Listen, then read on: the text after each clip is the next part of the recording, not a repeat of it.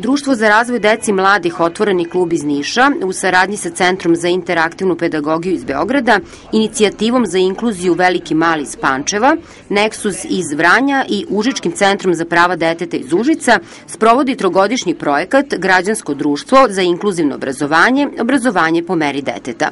Projekat se sprovodi u okviru programa Jačanje organizacija građanskog društva Ambasade Kraljevine Norveške u Beogradu. I sada završavamo praktično prvu fazu projekta.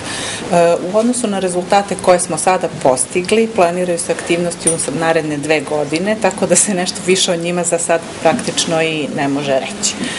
Današnji skup je posvećen prezentaciji preliminarnih rezultata istraživanja koje je sprovedeno u okviru ovog projekta.